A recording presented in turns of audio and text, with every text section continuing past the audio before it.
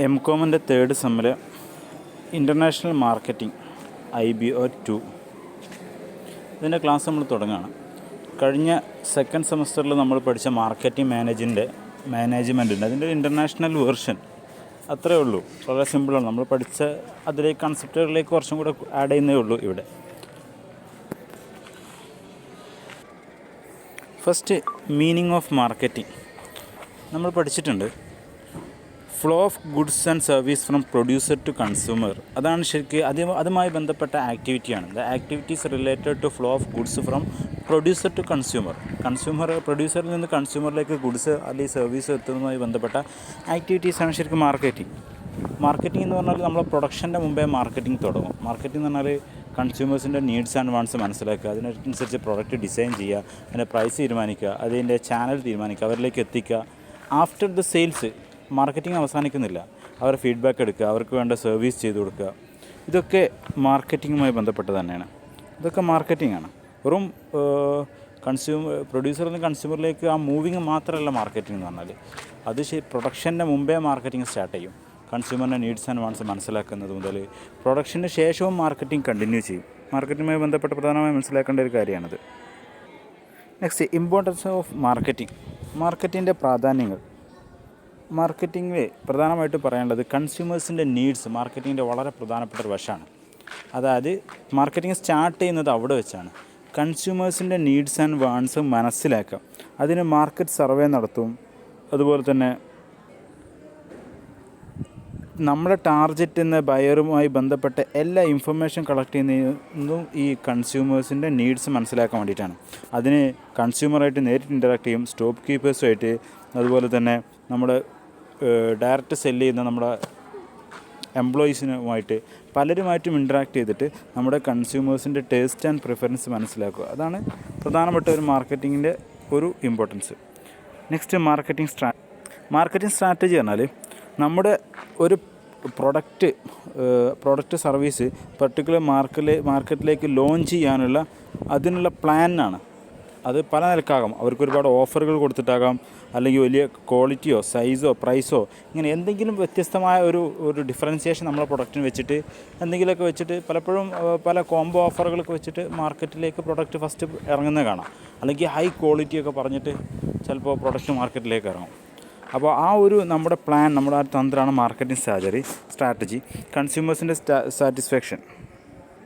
മാർക്കറ്റിൻ്റെ പ്രധാനപ്പെട്ട എയിമാണ് കൺസ്യൂമേഴ്സിന് സാറ്റിസ്ഫാക്ഷൻ ഉണ്ടായി കൊടുക്കുക തങ്ങളുടെ പ്രൊഡക്റ്റിലൂടെയാണ്.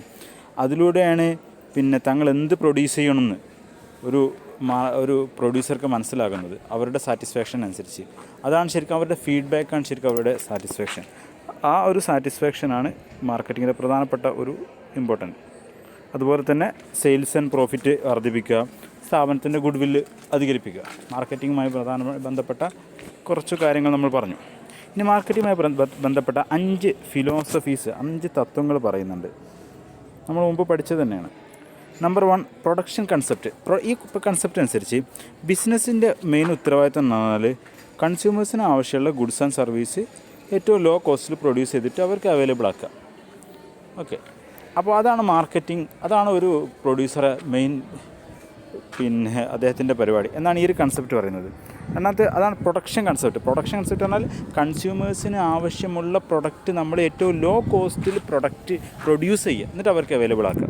രണ്ടാമത്തേത് പ്രൊഡക്റ്റ് കൺസെപ്റ്റോ, കൺസ്യൂമേഴ്സിന് ആവശ്യമുള്ള പ്രൊഡക്റ്റ് ഏറ്റവും നല്ല ക്വാളിറ്റിയുള്ള പ്രൊഡക്റ്റും സർവീസും കൺസ്യൂമേഴ്സിന് അവൈലബിൾ ആക്കുക.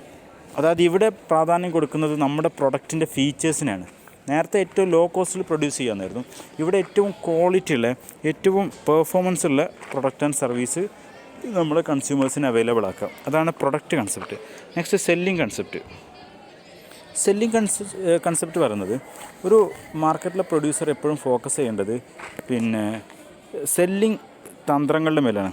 അതായത് പ്രൊമോഷൻ ആക്ടിവിറ്റീസ് മേലാണ് കൂടുതൽ പ്രാധാന്യം കൊടുക്കേണ്ടത്. അപ്പോൾ മാക്സിമം നല്ല അഡ്വർടൈസ്മെൻ്റ് ഒക്കെ കൊടുത്തിട്ട് നമ്മളുണ്ടാക്കിയ പ്രൊഡക്റ്റ് കൺസ്യൂമേഴ്സിനോട് വാങ്ങിപ്പിക്കുക.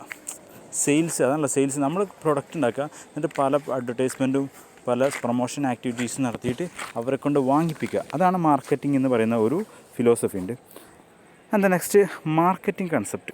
മാർക്കറ്റിംഗ് കൺസെപ്റ്റാണ് ശരിക്കും നമ്മൾ പറയുന്ന മാർക്കറ്റ്. അതായത് നമ്മൾ കൺസ്യൂമേഴ്സിൻ്റെ നീഡ്സ് ആൻഡ് വാണ്ട്സ് മനസ്സിലാക്കിയിട്ട് അതിനനുസരിച്ച് പ്രൊഡക്റ്റ് പ്രൊഡ്യൂസ് ചെയ്തിട്ട് അവർക്ക് ചിലപ്പോൾ ലോ കോസ്റ്റ് ആണെങ്കിൽ അത് ഹൈ ക്വാളിറ്റി ആണെങ്കിൽ വേണ്ട വെച്ചാൽ അത് ഏതാ അവരുടെ നീഡ്സ് ആൻഡ് വാണ്ട്സ് മനസ്സിലാക്കിയിട്ട് അതിനനുസരിച്ച് പ്രൊഡ്യൂസ് ചെയ്തിട്ട് അവരിലേക്ക് എത്തിച്ചതിന് ശേഷം ആഫ്റ്റർ സെയിൽസ് സർവീസൊക്കെ ചെയ്ത് കൊടുക്കുന്ന ആ ഒരു ഫിലോസഫിയാണ് മാർക്കറ്റ് കൺസെപ്റ്റ്. അത് last social concept. Social concept എന്ന് പറയുന്ന ഈ ഒരു സൊസൈറ്റൽ കൺസെപ്റ്റ് അല്ലേ, ഈ ഒരു ഫിലോസഫി പറയുന്നത് പിന്നെ ബിസിനസ്സുകൾക്ക് അല്ലെങ്കിൽ ഓർഗനൈസേഷനുകൾക്ക് സൊസൈറ്റിയോട് കടപ്പാടുണ്ട്. കാരണം അവരുടെ റിസോഴ്സ് ഉപയോഗിച്ചിട്ടല്ലേ നമ്മൾ പ്രൊഡക്റ്റൊക്കെ ഇറക്കുന്നത്. അതുകൊണ്ട് തന്നെ പിന്നെ സൊസൈറ്റിക്ക് നല്ല ക്വാളിറ്റി പ്രൊഡക്റ്റ് റീസണബിൾ പ്രൈസിൽ അവൈലബിൾ ആക്കണം. അതുപോലെ സൊസൈറ്റീൻ്റെ ആ നീഡ്സ് ആൻഡ് വാണ്ട്സ് മനസ്സിലാക്കിയിട്ട് അതിനനുസരിച്ച് പ്രവർത്തിക്കണം. ഇവിടുത്തെ എൻവയോൺമെൻറ്റ് പൊല്യൂട്ട് ചെയ്യരുത്. അങ്ങനെയൊക്കെ നല്ല കുട്ടികളായിട്ട് ബിസിനസ് നടത്തണം എന്നർത്ഥം. അത് വെറും പ്രോഫിറ്റിന് മാത്രമല്ല, അത് സമൂഹത്തിനോടൊരു ബാധ്യത എന്ന് മനസ്സിലാക്കി സമൂഹത്തിൻ്റെ എയറൊന്നും പൊല്യൂട്ട് ചെയ്യാതെ, അവിടെ പൊല്യൂഷൻ ഉണ്ടാക്കാതെ അവർക്ക് ലോ കോസ്റ്റിൽ ഹൈ ക്വാളിറ്റി ഗുഡ്സ് എത്തിച്ചു കൊടുക്കുക. അതാണ് ഈ ഒരു കൺസെപ്റ്റ് പറയുന്നത്. അതൊന്നും ഇവിടെ നടക്കുന്നതല്ല. ഇപ്പോൾ നിലവിൽ നമ്മുടെ ലോകത്ത് നടക്കുന്നത് മാർക്കറ്റിംഗ് കൺസെപ്റ്റാണ്. പഴയ കാലത്ത് സെല്ലിംഗ് കൺസെപ്റ്റും ഒക്കെ ആയിരുന്നു കുറച്ച് മുമ്പ്. ഇപ്പം പിന്നെ അതിന് മുമ്പ് പ്രൊഡക്ഷൻ കൺസെപ്റ്റും പ്രൊഡക്റ്റ് കൺസെപ്റ്റൊക്കെ ആയിരുന്നു ആദ്യ കാലത്ത്. ഇപ്പം നടക്കുന്നത് മാർക്കറ്റിംഗ് കൺസെപ്റ്റാണ് ഇപ്പോൾ ലോകത്ത് നിലനിൽക്ക് ഓടിക്കൊണ്ടിരിക്കുന്നത്. സൊസൈറ്റി കൺസെപ്റ്റ് വെറും കൺസെപ്റ്റായിട്ട് നിലനിൽക്കുള്ളൂ, അത് നടത്താൻ ആളെ കിട്ടില്ല. കാരണം ലാഭത്തിനല്ലാതെ സമൂഹത്തെ നന്നാക്കാൻ ആരും ബിസിനസ് ചെയ്യില്ലല്ലോ. ഇനി സെല്ലിങ്ങും മാർക്കറ്റിങ്ങും തമ്മിലുള്ള വ്യത്യാസം. സെല്ലിംഗ് പറഞ്ഞാൽ ഒരു നാരോ കൺസെപ്റ്റാണ്. അതായത് ഒരു ഗുഡ്സ് പ്രൊഡ്യൂസറിൽ നിന്ന് കൺസ്യൂമറിലേക്കുള്ള ആ ഓണർഷിപ്പിൻ്റെ ട്രാൻസ്ഫറിങ് മാത്രമാണ് അയാൾക്കും കൊടുക്കുക. അത് മാത്രമാണ് സെല്ലിങ്. നമ്മൾ കടയിൽ പോയിട്ട് സാധനം വാങ്ങുന്നു, പൈസ കൊടുക്കുന്നു, അതാണ് സെല്ലിങ്. മാർക്കറ്റിംഗ് എന്ന് പറഞ്ഞാൽ അങ്ങനെയല്ല.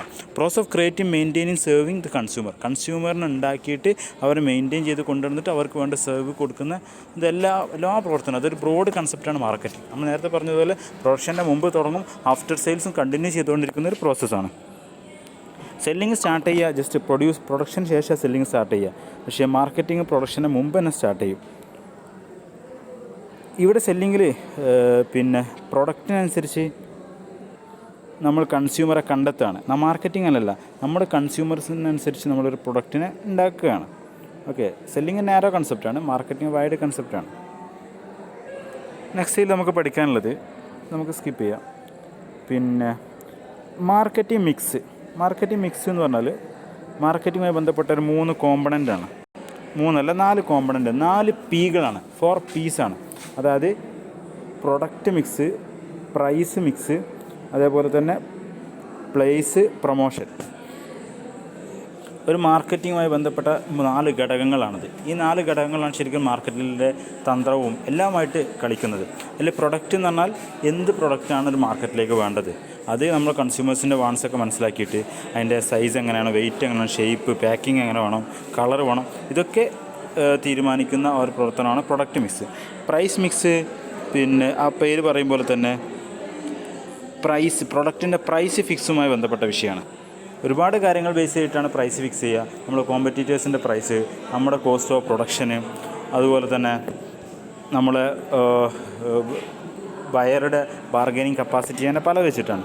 നെക്സ്റ്റ് പ്ലേസ് മിക്സ്, അതായത് ഏത് ചാനലിലൂടെയാണ് നമ്മുടെ ഗുഡ്സ് സപ്ലൈ ചെയ്യേണ്ടത്. അതായത് മാർക്കറ്റിൽ വലിയൊരു നമ്മുടേതായ ഷോപ്പ് വെച്ചിട്ടാണോ, അതല്ല ഓൺലൈനാണോ, അതല്ലെങ്കിൽ പിന്നെ ഡിസ്ട്രിബ്യൂട്ടേഴ്സിനെ വെച്ചിട്ട് കുറേ റീറ്റെയിൽ ഷോപ്പിലേക്ക് കൊടുക്കണോ, ഇങ്ങനെയൊക്കെ തുടങ്ങിയിട്ട്.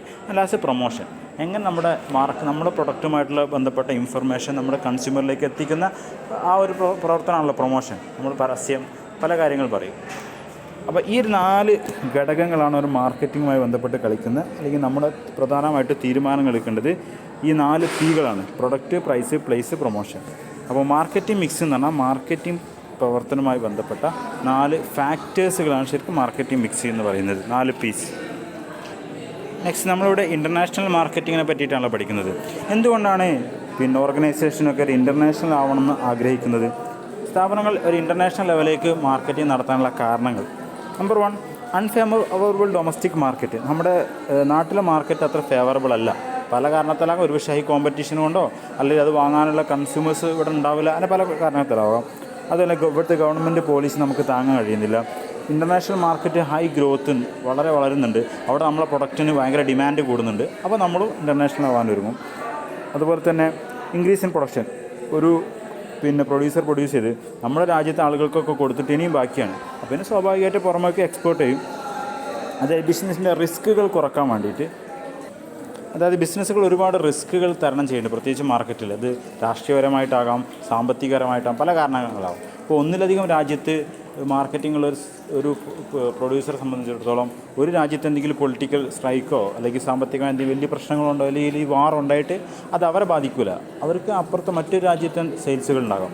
അപ്പോൾ ഒന്നിലധികം കൺട്രീസുകളിൽ ഫോക്കസ് ചെയ്യുമ്പോൾ ഇൻ്റർനാഷണൽ ലെവലാകുമ്പോൾ റിസ്ക് കുറയും എന്നൊരു വിഷയം. അതുപോലെ ഇൻഫ്ലേഷൻ, പ്രൈസിൻ്റെ വേരിയേഷൻ.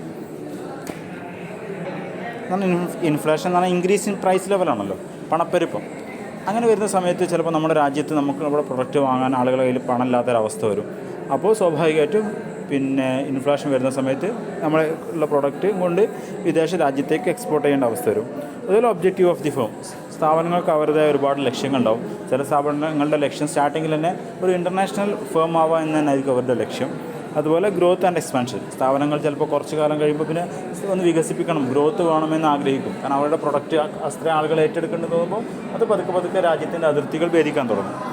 അപ്പോൾ എന്തുകൊണ്ട് ബിസിനസ്സുകൾ ഇൻ്റർനാഷണൽ ആകുന്നു എന്നതിൻ്റെ കാരണമാണ് പറഞ്ഞത്. ഒരു 10 മിനിറ്റ് കൊണ്ട് ഈ യൂണിറ്റ് അവസാനിപ്പിക്കാൻ എഴുതിയിരുന്നു, 11 മിനിറ്റായി.